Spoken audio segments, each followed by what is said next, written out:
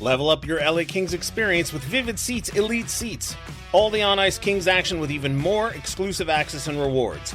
Enjoy great seats to the game in Section 103 along with Yamava Club access and parking included with your purchase. Plus, get a free Team LA Kings shop item at the game. Score your Vivid Seats Elite Seats tickets today and earn perks on each purchase from the only leading ticket company with a rewards program. Experience it live with Vivid Seats, the official partner of the LA Kings. Did you know the LA Kings have their own culinary partner? It's Superfood, celebrating 10 years and over 1 million meals served. Since 2020, the Kings have trusted Superfood to fuel their players. Now through Simply Lunch, you can bring that same performance-driven food to your office. Because when people eat better, they work better. Visit mysuperfood.com. That's mysuperfd.com. Or call 213-973-6145. Qualified companies can enjoy a free lunch for up to 10 managers. You're listening to All the Kings Men, the official podcast of the LA Kings. Now, here's your host, Jesse Cohen. Welcome back, Kings fans, to another episode of All the Kings Men. My name is Jesse Cohen. Joining me today, Zach Dooley. How are you doing today, Zach? Jesse, I'm doing well. How about you? I'm good, thank you. Today we're going to recap Dev Camp and some of the other stuff that's gone on this summer, because we haven't really, we've talked about the Laviolette hiring, obviously, but there's the Clark extension, there's, free agency. We had 10 questions at the start of the summer, and a lot of them are now answered, but Dev Camp was the big, it's funny, Dev Camp, I have this meaningless argument with people all the time about, is the draft the final event of one season or the initial event of the following season? I think that my position is that it is the final event of one season, because the fiscal year resets on July 1st, right? The NHL fiscal year is July 1st to June 30th. The draft falls before June 30th. Therefore, it is the last event. And yet I don't feel like Dev Camp is the first event of the new season, even though it is always after the draft. And I guess it started on the 29th, so it sort of bridges both. But to me, Dev Camp is the final thing, mainly because of the calendar. Like, we go, everybody shows up, everybody's at the rink for 3 or 4 days. And then, the next time I go to Toyota Sports Performance Center, it might be September. It's pretty crazy. I personally always see, the final game of the Cup final as the last event of a season, and then the draft is the first day of the next season. That's just how I've always processed it in my head. And I feel like, too, that's maybe changed a little for me, working in the industry. It's once the Cup final ends, to me, it's okay, everything we just saw is done. The outcomes are completed. No more outcomes can change for that season. So then it's okay, well, I see, the draft is now adding players who can only factor in next season. Mm-hmm. And it's also just from a work perspective, it's the draft is when you lose in the first round of the playoffs, you ramp up again. Right. From a work perspective. I guess to me, it's just, like I said, it's that 2 to 3 month gap where, so Dev Camp ended on the 3rd. I don't even remember what day it was. The 2nd, July 2nd or 3rd. And I guess it was the 2nd. And then now it's there will be a couple media availabilities. There'll be a couple stories that trickle in, maybe Dylan Larkin gets traded. I don't know. But basically nothing's going to happen until September. Yeah. And to me, that is the off season. And this could be the outlier, right? Because something will happen, right? There's an outstanding offer sheet to Leo Carlson that's out there. Well, yes, that's true. Yeah, that has to be resolved. That's Jason Robertson is unsigned as of this time. Will he sign? Will he get traded? I think maybe this is the year where there's a little bit more going on, and maybe it's the year where things start to change. We've already seen things, I think, start to change, where rising cap, most free agents who are at a high quality signed in season, and the crop was weaker, and I think the trade market was more aggressive. Now we say that, and maybe nothing really happens between now and September. But it's interesting. It's interesting to see how the landscape of this all changes too. As this process continues, as the cap keeps going up, as teams have more and more cap space to re-sign their own players, and as players seem to take more and more control over where they play going forward in their primes, it's going to be really interesting just to see how this whole thing does change when things start to happen. Yeah, and I don't know. I haven't really wrapped my noodle around this yet, but I have a sneaking suspicion that the Brandt Clark extension, the current construction of the Kings roster, and then what happened with Leo Carlsson is going to wind up working to the Kings' favor. Yeah. Because the Leo Carlsson offer sheet today, which is the 8th, is an outlier as of today. Yep. Right? Like if you want to ignore the fact that a 21-year-old RFA just got the highest paid contract in the history of the league, and not just highest paid, but the largest piece of the like percentage of the salary cap. If you want to ignore that as an outlier, that's fine. Today you're correct. It clearly is the outlier. No, as of today, it absolutely is. If right Connor now. Bedard signs a 5-year, 19-year extension, it's no longer the outlier. Then it's, then what's the expression? Once is a fluke, twice is a coincidence, 3 times a pattern. Like, we're okay, well, the fluke is out of the way. Now we're looking. So if we are about to enter a world where a 3-year entry-level contract for your top of the line, top 5 picks who are clearly on their way to superstardom. If Celebrini and Bedard keep pace with Carlson, that's a massive stick of dynamite in the last 15 years of how teams are generally thought to be constructed. 100%. And the Kings don't have anybody really under contract longer than like 3 or 4 years. And a lot of their players are 2 years.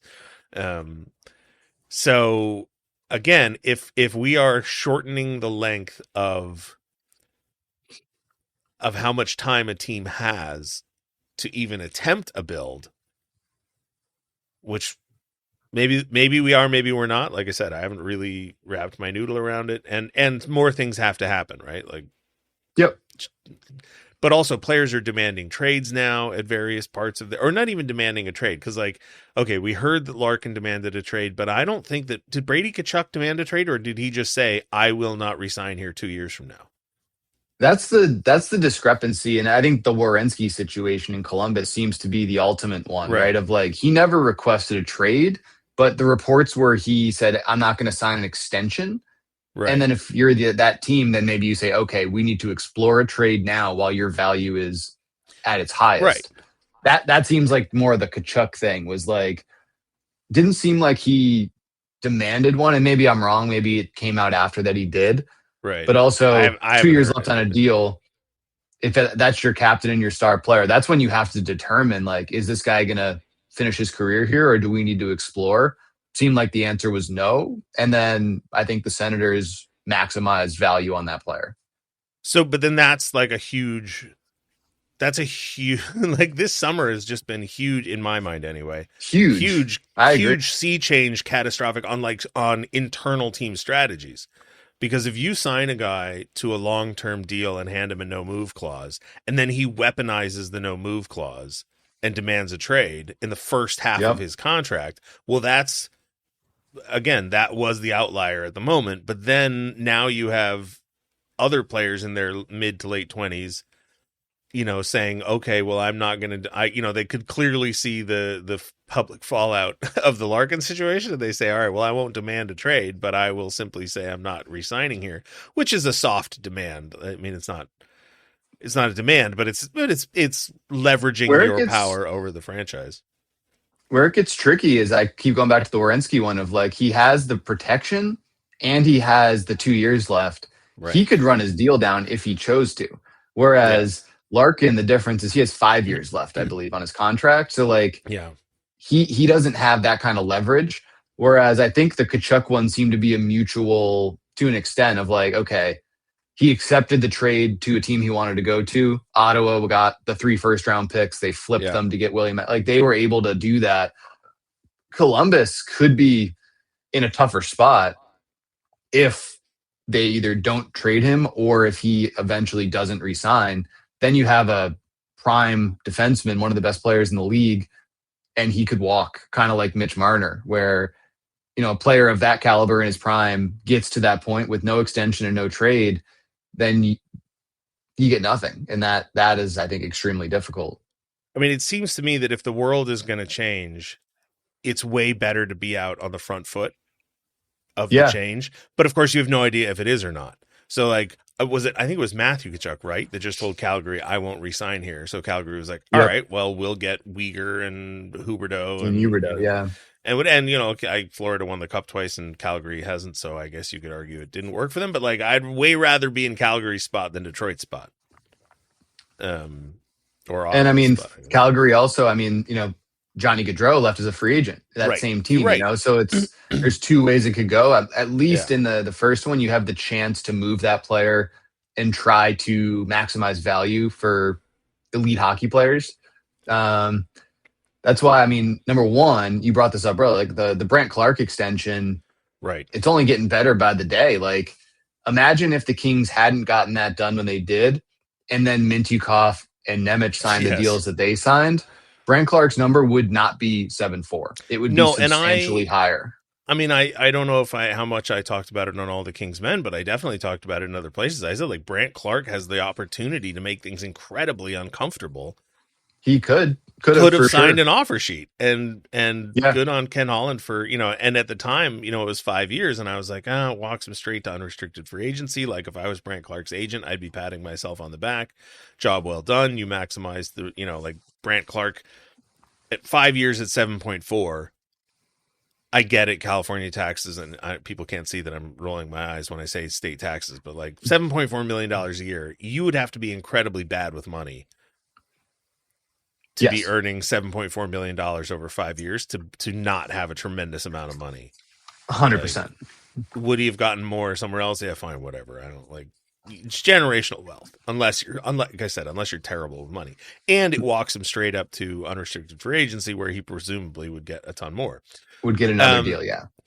But yeah, so, where I had previously been nervous because I was looking at Ken Holland and Peter Laviolette and Panarin and Doughty and all their contract lengths and sort of going like, yeah, what is this team 2 or 3 years from now?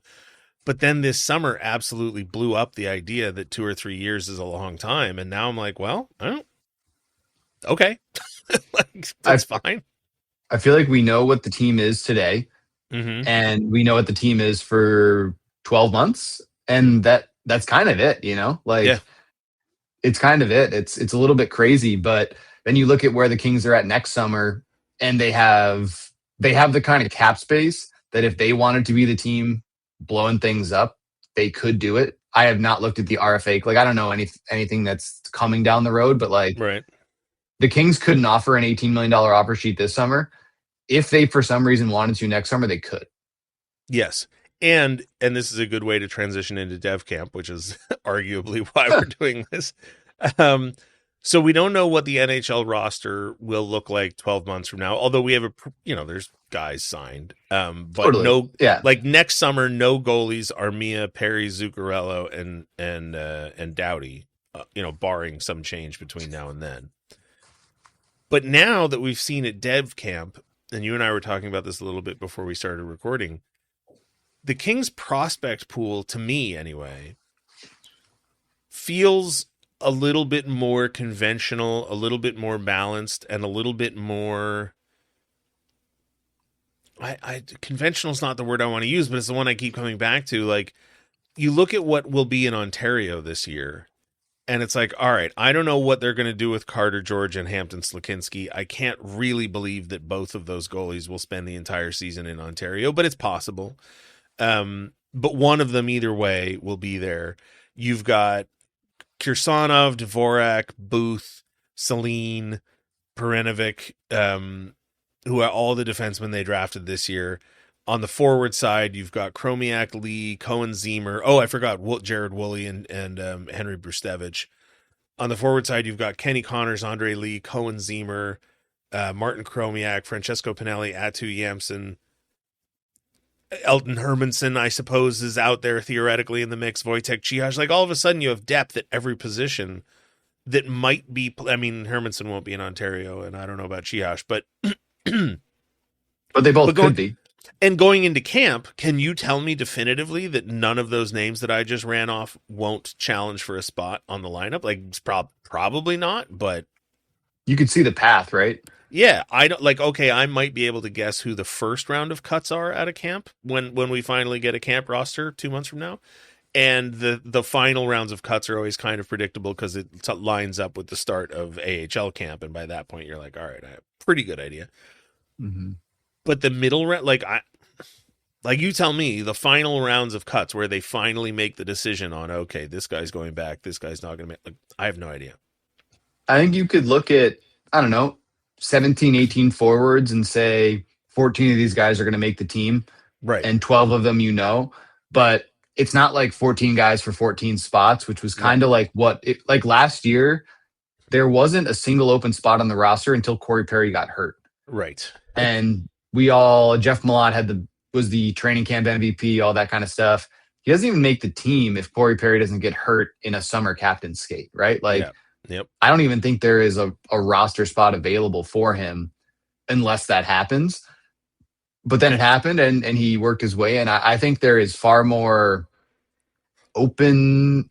I think it's just more open this year, both up front and on D. I think there are more spots potentially to be won. And you're completely right on, you're looking down the line at, say, Ontario. Like, I think back to the 2 years where I was with the Reign. The first year, your top end forwards were guys like Matt Molson and Philippe Maillet, Sheldon Rempel. Wow. We had Mike Amadio, Matt Love. Like, it was undrafted free agents, and it was players who were either drafted or older veterans. But then I go to my second year in Ontario because it was the year after the Kings transitioned to a rebuild. Right. And then you look at the names and it was like, okay, then they added Jared Anderson-Dolan. Then they added Rasmus Kupari, and then they added who else am I missing? Yeah, and like Carl Grunstrom and Dave Velarde, Byfield, and like all those guys start to come in, and then it starts to look more conventional where you have those players who are 20 and 21. I think it's a little bit more like that, not with the high end talent. I think that's still further away, your Hermanson type players, and then the pool is still light on those kind of guys. But now it's like, okay, Kenny Connors is a good example of he's 22. He'll be a top 6 center in Ontario and also a top 2 or 3 call-up option for the Kings. Right. And that's ideal. That means you finally have that maybe more normalized situation again. And I think that's a good thing. And again, I'm going to try and drag us kicking and screaming back to Dev Camp, although neither of us have much to say about it because I felt like there was less obvious standouts this year than in previous years. And I don't know if that's because there was more important things happening with free agency and all the chaos, or if it was just because of the way the camp was structured. But like, to me, my biggest takeaway from Dev Camp was that the guys who were there previously looked better than the guys who had never been there before, which is not a terribly interesting observation. And it's what you want it to be, right? Like guys that's what it should be. Yeah, I think that's what it should be. Like the guys who are slightly older with slightly more experience look better than the ones who aren't. And I don't really pay a ton of attention to that at development camp. Like, one of the wisest statements that I've ever heard is the only thing worse than looking good at development camp is looking bad at development camp. Which it put it into perspective a little bit, because you're kind of like, at first you watch the scrimmages and you see standouts. Like, you're watching a hockey game, guys are going to play well, guys are going to not play well. You're going to see guys for various reasons. And you're like, oh my God, this guy had such a good development camp. But then you think about it in perspective, like, it's July. This is a scrimmage. It just doesn't really matter, in my opinion. Like, if you look good or you look bad at development camp, like, I've never seen an NHL player succeed and his development camp 3 years before being a reason as to why. Yeah. I think development camp has benefits. I think these guys learn things. I think they get on the ice. They learn the development coaches. They get a sense of LA, the facilities off the ice. They learn a lot at this camp. But it's like, man, I just don't draw any meaningful impressions from development camp. And I maybe I'm in the minority. The only reason I bring up the veterans is because I thought Chihash and Hovan at different points, I noticed them and I was like, oh, they look like they know what they're doing. Right, like Chiash had one move down the middle where he just like split 8 people, and I was just like, all right, well, sure, he's been here, but like, yeah, he should do that.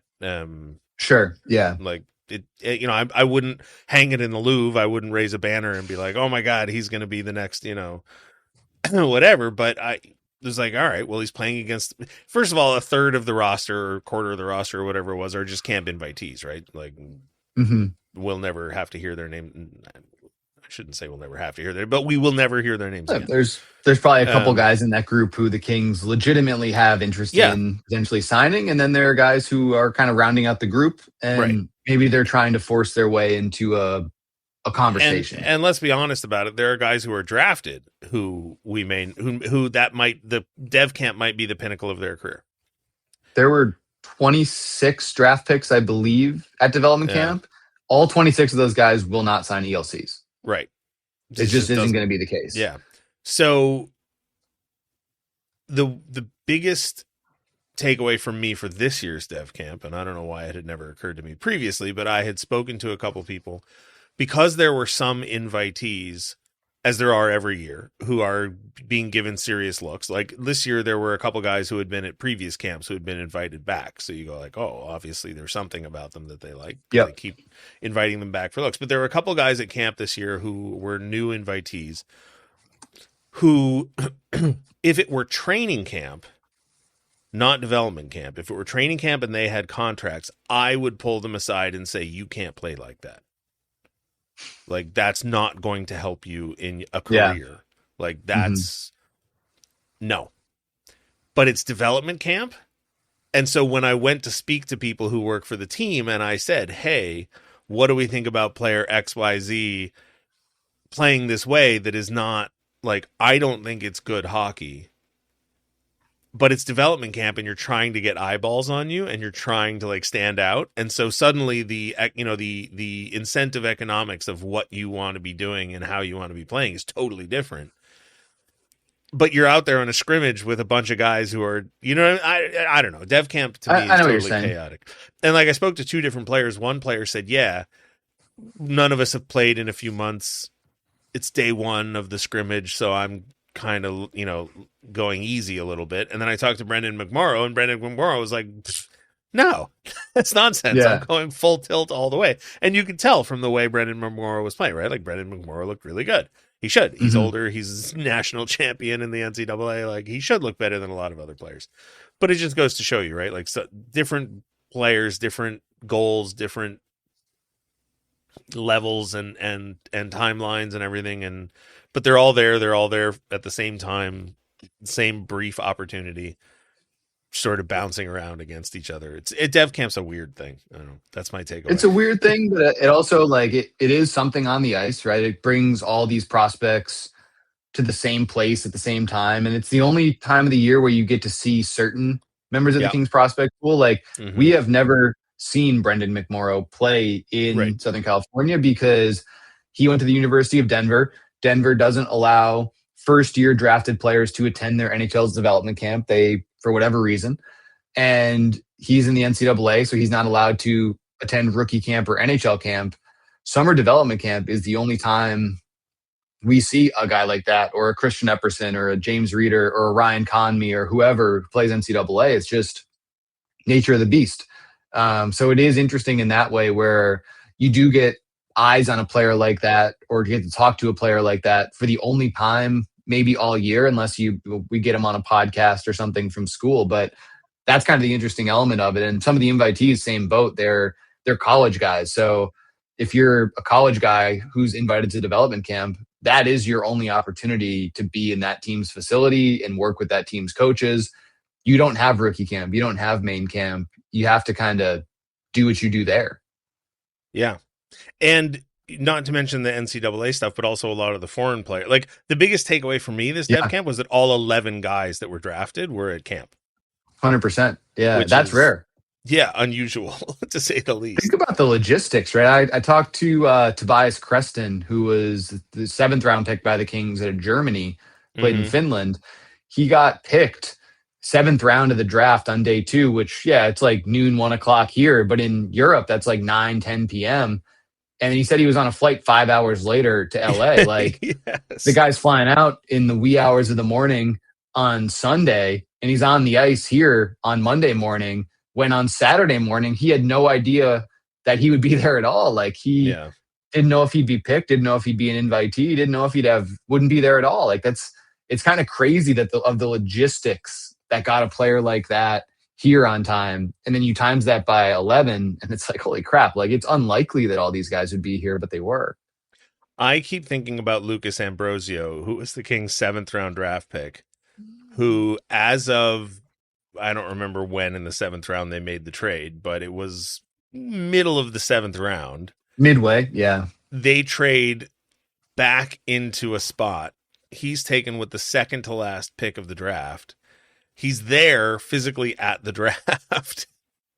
It's the second to last pick. His name gets called, and then, like you said, 2 days later, he's in LA. He's in LA, yeah, at an NHL development camp. Yeah, it was a wild takeaway, and it's, when they open up the locker rooms, I always wonder what it must feel like. So they open up the locker rooms, and the media, as such as it is, we go into the room. There's cameras, there's microphones, and so like Elton Hermanson is obviously going to get spoken to, and Liam Lefebvre is obviously going to get spoken to, and different guys are clearly going to get tagged to get spoken to. But then there's all these other kids who are just sitting there and just kind of watching. And I always just wonder what that must, if you're 18, 19 years old, and a bunch of adults sort of storm in, surround one other kid in the room, and then storm out just as quickly. I don't know. It just seems like a weird process. But we did get a chance to talk to Jarrett Stoll, Matt Green, and Bill Ranford. Jarrett Stoll and Matt Green, to me, gave pretty... Like, I thought they said what they had to say.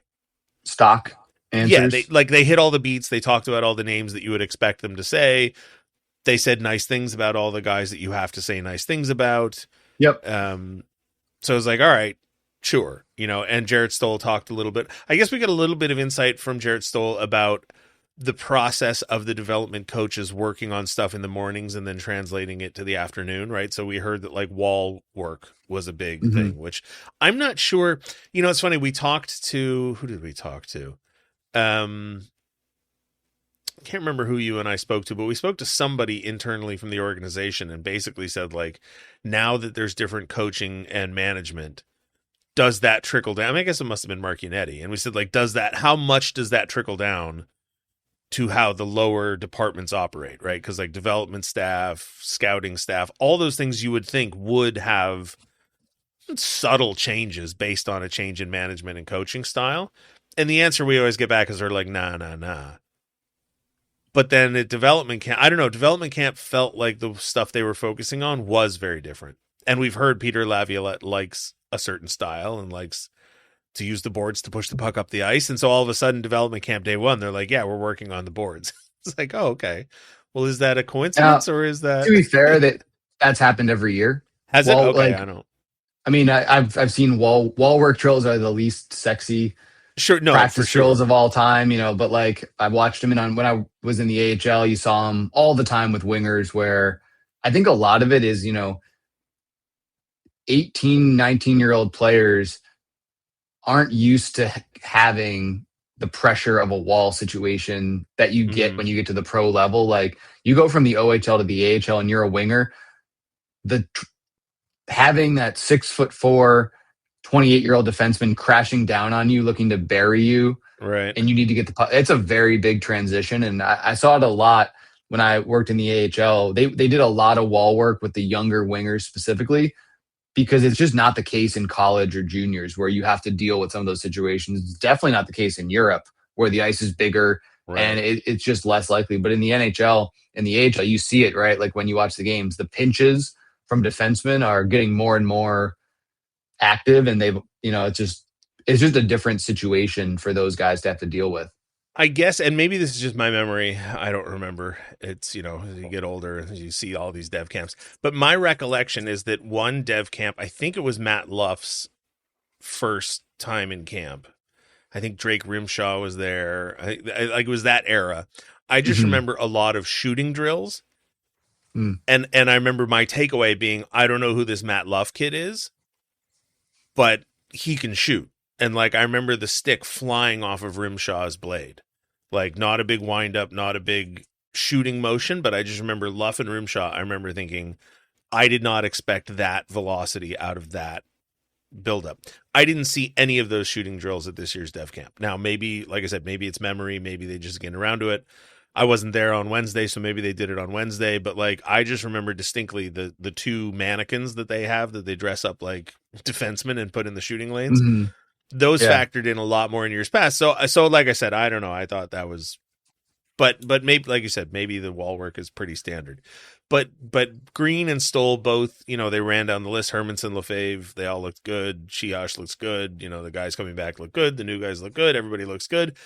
And then Bill Ranford spoke to us on the final day, somewhat rushed because the team had an outing that they had to go to. But goaltending, Yeah, I I'm drew a I'm lot from glad. that one. Yeah, I'm glad I asked Marchinetti about goaltending before the draft. Because if you had, I don't gamble anymore, and I certainly would never use a website like one of those current, where you can gamble on anything websites. But if you had given me my life savings and I had to bet whether the Kings would take a goalie or not, I would have gone with no. And I would have been totally wrong because they took Yep. Igor Rybkin. And now they have 5 goalie prospects if you include Eric Portillo, which I think you have to. Yeah.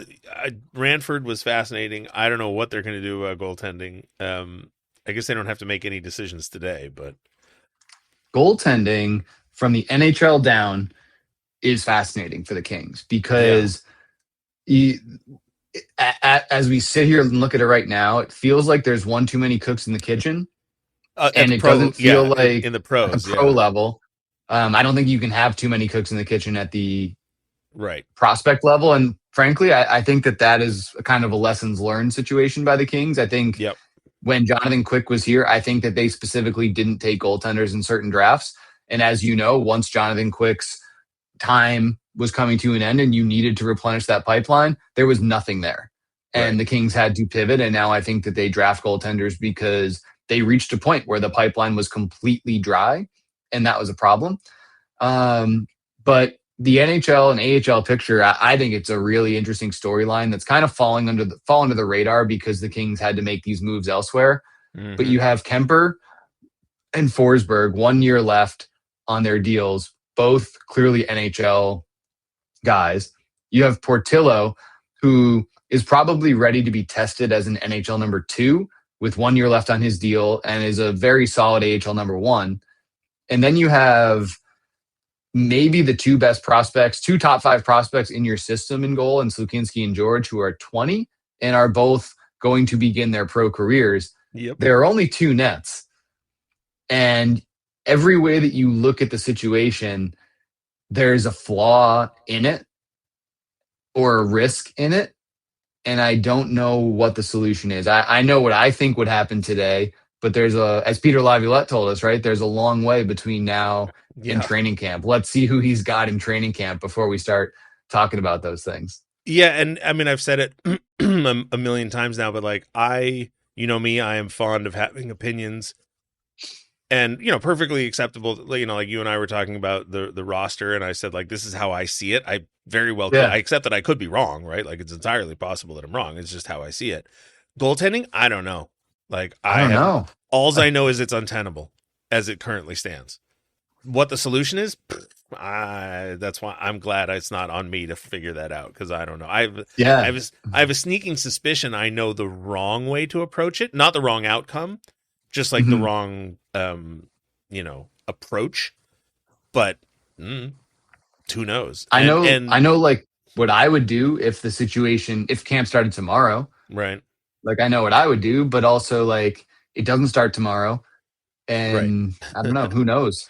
And all I can think of is teams of the past, most notably the Sharks, or maybe it wasn't the Sharks, maybe it was the Flames, but Vancouver in the end of the Roberto Luongo era and I guess it was, no, maybe it was the Sharks, maybe it was Calgary, but like, so Vancouver went from having Luongo and Schneider to trading Schneider and having Luongo and Lack to then having nobody.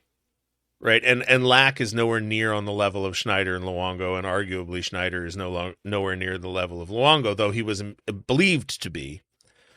But they fumbled that goaltending situation so badly. And I mean, you could argue that that was the beginning of the end of that, you know, what could have been a dynasty in Vancouver. And then in I don't remember, it was basically, I'm thinking of Kiprasov, and Kiprasov, I guess it was the Sharks, Kiprasov, Toskala, and Nabokov. And you think, and you look at it and you go like, wow, Kiprasov and Nabokov. And it's like, yeah. And then what? And then nothing.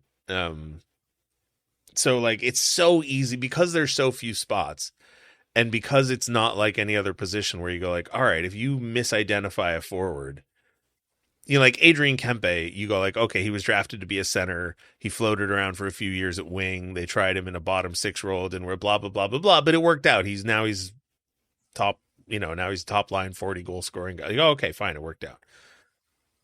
But if you fumble your goalies, it could hurt short term and long term, and you could be left with nothing. So yeah, like, I don't know, but also finding out that like, okay, so Ribkin will likely play in North America. That came out of Dev Camp. He was drafted in the import draft in the CHL, so he will likely play in Moncton. So he's in North America for whatever that's worth. Which actually, I don't know. I think it's worth a lot if you draft a Russian player and they immediately come over to North America. Like, that's one huge hurdle that you don't have to worry about. You know, how long did it take Kaprizov to make it to North America? Whereas when he was drafted, a variable, right? Like, you have to consider it. And I have to imagine the Kings had a pretty good feeling that could happen going in. You know, I think that it is an extra risk with Russian players. Like, when will they come over, and how many years will they stay over playing through the system in North America before they might go back? Yeah, and I mean, remember Kaprizov was drafted, and Marchinetti was very complimentary of him, right? Talked about how, or not Kaprizov, sorry, Kirsanov. Kirsanov, yeah. And talked about how, you know, he could play in the AHL today, and he blah, blah, blah. And it took, 3 or 4 years? Like, he was, a 22, 23-year-old rookie last year, you know? Right. So Ribkin is taken and immediately is taken in the import draft and will play in North America. Rimpinen will play in Finland next year. So those two guys you have a little bit of runway on. But yeah, the other 5, it's tough. I don't know. But Ribkin, I thought, looked good at Dev Camp. He's huge. Like, that to me, that was another big takeaway for me at Dev Camp, is at 6'6" or 6'7", whatever it is. I just felt bad for Ribkin's knees and hips, because to get low enough to be under the crossbar on the goal for someone that tall for that long has got to be tough. That dude's huge. Yeah, he's really, really tall. He's a big man. Yeah. One thing that I would add into the discussion on goalies is the ECHL isn't the worst thing for a 20-year-old goalie. Sure. Not forever, not long term, but a few weeks in the ECHL isn't going to kill anyone. And the easiest solution, if you want to kind of have your cake and eat it too, is that the ECHL is in play, probably for a Slukinski or a George on a temporary basis. No, I think it has to be, at least, unless there's some sort of disruptive move where somebody leaves the organization. And that changes the equation for sure. Yeah. But and you know, I'm sorry to constantly refer back to the past and things that are locked in, but it's just convenient. You know, Jonathan Quick played 38 games in the ECHL, his first pro season. My only fear about the ECHL is, you're right, short term, it's not dangerous. You just have to avoid like getting stuck there. And I don't know how, like, that. It's 1 year. It's 1 year. Yeah. You know, like, goalies, more goalies than people think have played part of or a season at that level. But you're right. I mean, NHL teams, which is another thing maybe people don't know is like goalie coaches from NHL and AHL organizations frequent their ECHL affiliates when they have prospects there. Hmm. So if it's a Bill Ranford or an Adam Brown in Ontario or someone like that, those guys would be around those guys a decent amount, which is good. I think it's just like, I don't know. I just, every time I think of a way that doesn't include the ECHL, I have this big red flag. Yes. Or it's a trade that you have to forecast a trade that we don't know about. This is also talking about goaltending. This is sort of so when they restructure the goaltending department 2 years ago, 3 years ago. I think it was 3. It was when Buckley joined, right? Yes, yeah. Yeah. So I think it was So summer of 23. so this will be the first crack at a goaltending pipeline For that sure. the newly formed goaltending department has, because for years Branford was the goalie coach, Quick was the goalie, then Peterson and Campbell were sort of on the wings looking in. Dusty Emu rolled through. He was obviously had tremendous success. But yeah, 2 or 3 years ago, they named Ranford the director of goaltending. Mike Buckley is the LA Kings goaltending coach. Adam Brown is the Reign goaltending coach. But they now have a department of goaltending, and now there's now there's Portillo, Slakinski, George, Rimpinen, and Ribkin. I'm gonna get Rimpinen and Ribkin mixed up a million times. I actually did when Bill Ranford, I think I talked to you about this, when Bill Ranford was talking to us about Ribkin and Rimpinen. Your I head was already spinning. I misheard him. So he was talking about Rimpinen, but I thought he was talking about Ribkin, and I was thoroughly confused. But yeah, so this will be the first, we will begin to see results of the goaltending department.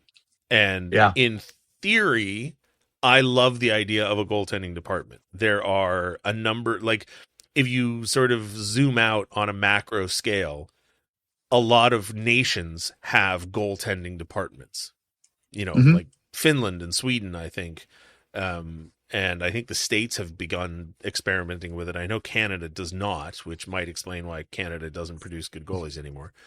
But like, there are countries who take their spot on the hockey stage, the international hockey stage, seriously, who have centralized goaltending theory and training. So to see the Kings sort of adopt that mentality, I like it. Whether or not it yields results, like now, Remains this to be is seen. yeah, and we'll start seeing it now. So this will be sort of fascinating because we've heard, previously we heard from Jim Hiller and DJ Smith that Buckley has tremendous influence over who starts in net and what the goaltending looks like. The impression I got from talking to Laviolette was that it would be similar, right? He had the same sort of typical answer of hockey guys, which is like, yeah, goaltending's a mystery. Who knows? I don't know. Yep. Yeah. So yeah, it'll be really curious to see now Ranford in a new spot, how he manages this glut of goaltending. I agree. First time that the pipeline has looked like this, and that's why you Mhm. draft goalies as much as the Kings have. Yep. Yeah, it's going to be really interesting. And the contract statuses of the top 3 goaltenders in the organization make it even that much more interesting because it's not only the the pipeline that you have to manage, but ultimately it's kind of the transition and the path to how quickly and effectively can these younger goaltenders start to factor in.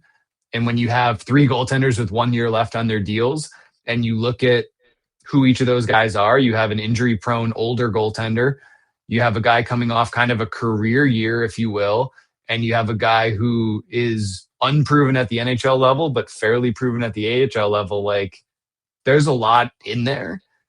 And man, it's kind of like that storyline that's under the radar right now. But I do think it's really, really interesting. And one move, one injury, one something changes a lot about it. Well, yeah, the injury thing is, I was talking to somebody and I just said, like, listen, all of this, because it's July 8th, right? Which is why you and I are reluctant to make any sort of definitive statements, because it's July 8th. And last year, Corey Perry, before camp even opened, right? Corey Perry gets hurt Yep. and changes everything. Arthur Kaliev got hurt at camp one year. Didn't Drew Doughty get hurt at camp one year? Quentin Byfield got hurt in camp. Like, it Byfield, yeah, the happens. ankle. Yeah, like Yep. it 100% happens, and it changes everything. So who knows? I mean, The what, Jonathan Quick, the 1 year game one, Drew Doughty, Yeah, in preseason, yes, like you just, yeah, yeah. it happens.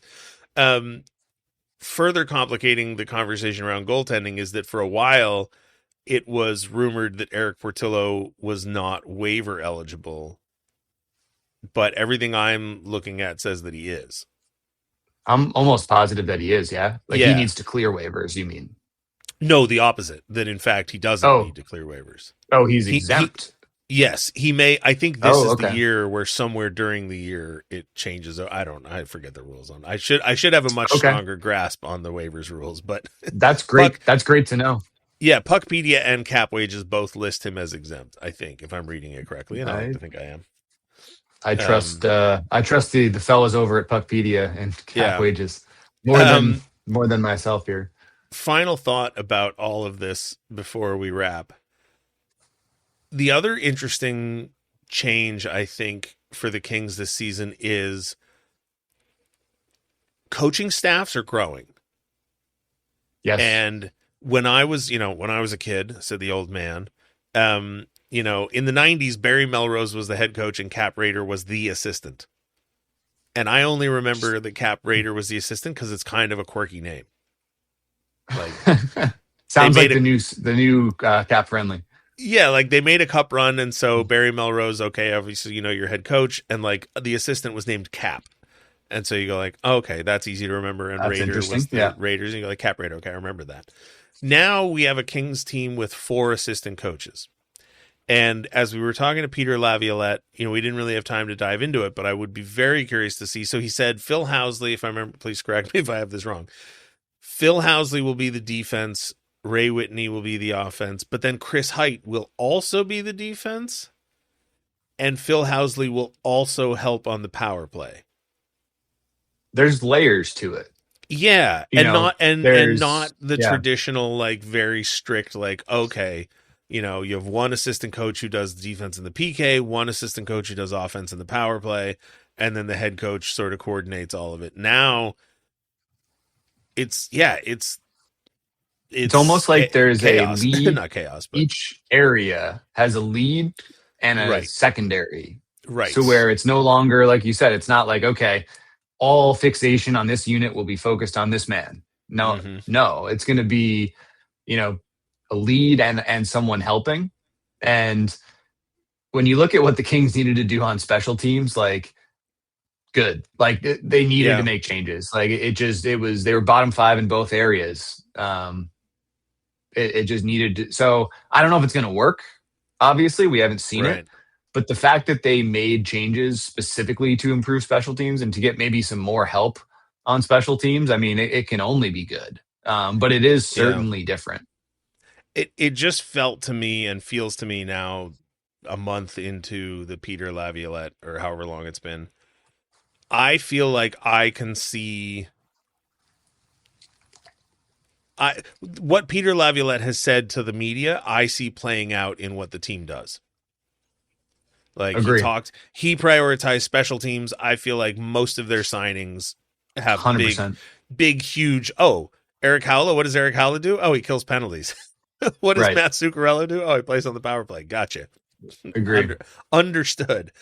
A whole new coaching staff. What are the strengths of the coaching staff? What's that? We've got, plans and redundancies across the board for special teams play.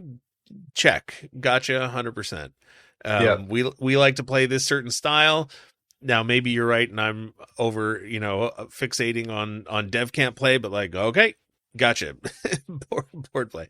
Now I don't know. Maybe the coaching or maybe the scouting staff would have picked the players in the draft 100% the same way, but like Elton Hermanson, first of all, I think that's the highest they've picked in the draft since Clark, I guess. which is Since not that Clark, long yeah. ago, but it's 5 or 6 years. But they've traded a bunch of picks, and they took Brustevich, who's a defenseman, and they took Greentree at 26. So I mean, it's not that far away. But 26, yeah. But Greentree and Hermanson feels to me like just a lot more flashy. Maybe I'm wrong. Maybe that's. I would agree with that. Yeah. So I don't know. I guess and part of this is just me talking myself into the future of the Kings because I'm a fan and that's what I want to do. But I look at this roster, I look at the way the team is operating, I look at the things they're doing, and I just go, yeah, this feels different. Like fun. Like last year, even with Ken Holland coming in, part of it was because Jim Hiller was a holdover, from the previous GM. But now it's like, okay, new GM, new coach, new players, which always happens, but new type of players, I guess, is what it really comes down to. Question marks. The messaging last year too was like, we were a 105-point team. We did these things well, and now we're going to do these same things even better. Running it back. Yeah. And the messaging this year is, we didn't do these things well. We are going to fix them and do those things better. Yeah. That's the difference to me. And last year going into camp, right, the big story was what, 9 or 10, or it was 11 forwards were exactly the same as the year before.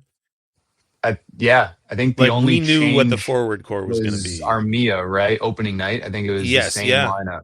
Or Perry too, I guess. But it was fourth line. They improved the fourth. Yeah. Oh yeah, right. But like going into camp, it was like top 9 is the same. We've bolstered the fourth line, but basically we know who we are and we're going to do this. Yeah. This year, you've got Panarin, you've got Howley, you've got Zuccarello. Armia's back. Who knows what Armia is going to be? Perry's back. Who knows what Perry's going to be? Is Wright going to make the team? Is Connor's going to make the who's playing center? I don't know. Goaltending, like I said, for the last, 20 years, 18 years, we've known what the goaltending was going to look like. Now suddenly we're completely different thing. So it feels different in a way, which can be scary, but can also be very exciting. And yeah, I think I'm more excited to pay attention to all levels of the organization than I was last year. Like the Reign, paying attention to the prospects at different levels. Training camp, I'll be locked in. Whereas in previous years, it was sort of like, all right, well, training camp, we'll see what's it. And of course, this is the year where training camp is shorter and there's only 4 preseason games, which of course, escalates all of the conversations. So I am substantially more interested in various storylines and elements of camp this year than I was last year. 100%, like way more interested. So I do wish we had the extra week this year no, I never want that week again. But sure. If it was for the purposes of what we're talking about, I would rather have it this year because I have far more things that I'm interested to see how they play out than I was last year. Yeah. And we might as well treat this like a 10 questions check-in rather than a dev camp update. So we have, they still need to name a general manager of the Reign, which, will be interesting, I suppose. We know who the head coach is. We know what happened in unrestricted free agency. I suppose it's still potentially possible that Armia, Kemper, Forsberg, guys like that might sign extensions, though at this point I'm not expecting it. Brant Clark got his extension. There weren't any major trades, but there's still plenty of summer left. Mm-hmm. They took 11 guys in the draft. The CBA things continue to, like, who knows? It's still lots of summer left. And then the sort of biggest thing that clearly won't be answered in the summer, because we talked to Laviolette and he addressed it, is like captain. Captain, yeah. And, how do you replace Andrei Kopitar? And the answer is, well, we'll figure that out in September. So easy. But that also another thing that'll be interesting in training camp. And I mean, we had, Peter on the pod, we talked about it. I actually think that once I heard him say it the way that he did, I'm like, oh, like that makes too much sense. Like, how could he pick the captain of a team when he's never coached any of these guys? Yeah. Like how could you say it's Drew Doughty or Adrian Kempe or Mikey Anderson when you haven't even seen how they operate? So I think it's like, I could see it being in season. I could see it being the day before the regular season. I think he has to get in and see how things go before he can do that. So it But I makes mean, perfect sense to me. what a wacky year to have only 4 preseason games. Like, I know. Yeah. camp opens, I'm assuming somewhere around the 17th or 18th based Yeah. on the rookie tournament ending on the 15th. I'm assuming camp convenes, like I said, somewhere between the 16th and 18th. First preseason game is the 19th. You have games on the 22nd, the 23rd, then the 26th. We don't have the schedule yet. We'll get that next week, but like that's it. Then the season starts. You Then have it's underway. 4 games. And in years past, you go, all right, well, the veterans are going to avoid this game and that game and they're not going to play. But like you have the Empire Classic, which I'm assuming they'll want, some veterans to play in. Then you have a game against Utah and then 2 games against the Ducks. Like first of all, what veterans? Second of all, and I only say what veterans because Kopitar's not there. They have plenty of veterans, but Well, everyone's a veteran right now. yeah, I just mean like last year you'd go like, okay, which games are Dowdy, Kopitar, Deneau going to sit out? This year You're looking like early no time. preseason flight to Utah. Nope. Right. Yeah, Yeah. noping right out of that. But they don't. Yeah. First of all, they don't go on the road. They go to Ontario and Anaheim. That's the furthest travel there is. Those are the trips. Yeah. And there's only 4 games, and 4 games in a week, right? It's 4 games in 8 days.